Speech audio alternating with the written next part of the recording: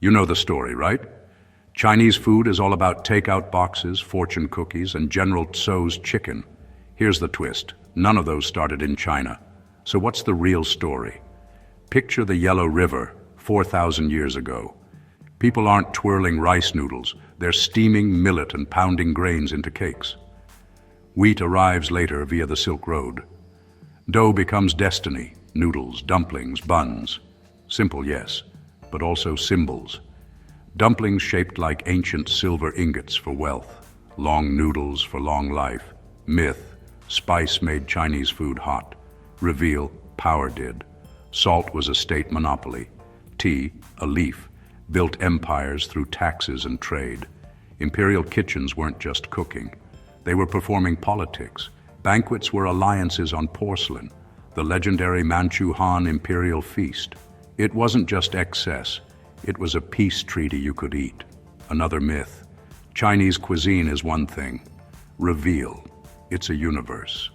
Taoist alchemists hunted balance, hot and cold yin and yang, while Buddhist monasteries turned restraint into innovation. No meat? Fine. Invent tofu, perfect gluten, coax umami from fermented pastes. Fermentation wasn't a side note, it was the operating system. Soy sauce, doubanjiang, fermented black beans, vinegar. Time itself becomes an ingredient. The wok looks humble, it's actually a technology. Curved steel, blazing heat, minimal fuel. And wok hei, that smoky kiss, comes from physics. Maillard reactions, vaporized oils, microchar in seconds. In a crowded city, it's how you feed many with little. Trade rewrites the menu again. From the West, wheat cumin, lamb, hand-pulled noodles, Muslim markets. From the New World, chilies.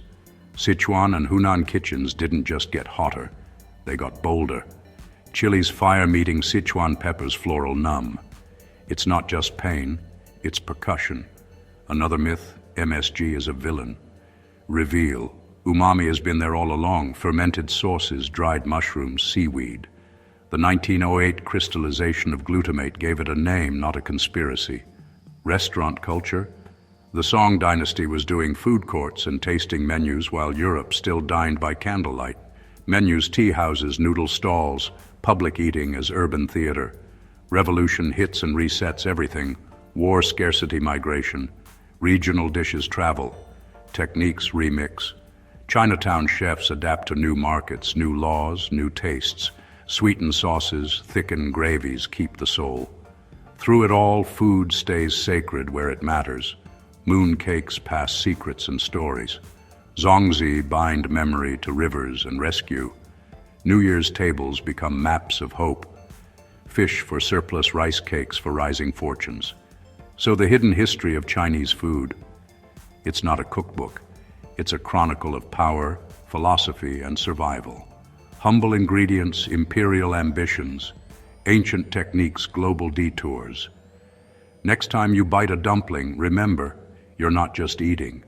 You're inheriting a 1,000-year conversation between land and flame empire and family scarcity and genius. And that's the real fortune hidden inside the food.